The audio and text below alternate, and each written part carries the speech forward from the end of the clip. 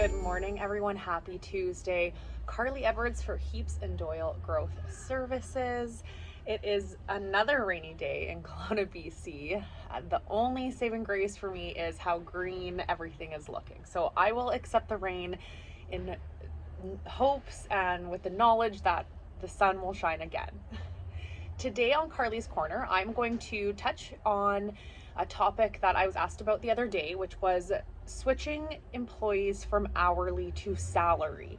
So I am very pro doing this. I absolutely love it. I have moved several employees, my long-term team members who are very invaluable to me, to salary, and they absolutely love it as well. So a couple of things to consider. Obviously, there are a lot of things to consider, and I am happy to talk to anyone about these things. However, for Carly's Corner, I'm going to just touch on kind of three things to consider. So the first one is it's easier time tracking.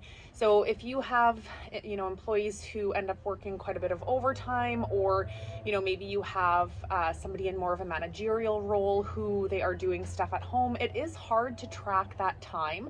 So it's a lot easier for both the employee and the employer, a lot less stressful trying to figure out, overtime and hours worked if it is after hours outside of the clinic.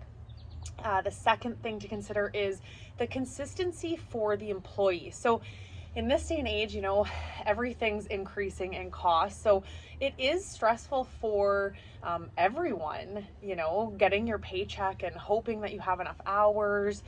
So moving your, invaluable long-term employees to salary makes things consistent for them, which hopefully will help reduce a little bit of stress in, the day-to-day living, trying to afford living in this crazy world. And then the next thing would be, it would be very important to discuss what time off would look like with your employees. So obviously everyone is, allotted a certain amount of vacation time per year, but moving them to salary, you would have to discuss what that would look like moving forward. Would you have some sort of agreement, if it's your assistant, for example, that you both take time off at the same time? Maybe you guys work together, have a meeting every kind of 6 months to discuss what the next 6 months of holidays would look like.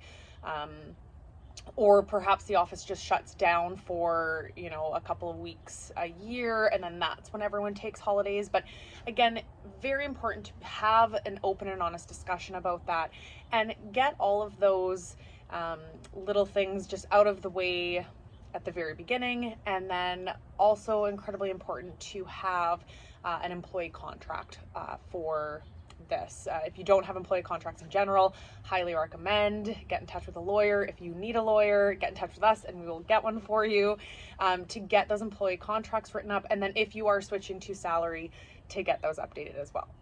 Thank you so much for tuning in to another Carly's Corner, and I will see you guys next week, and hopefully the sun will be shining.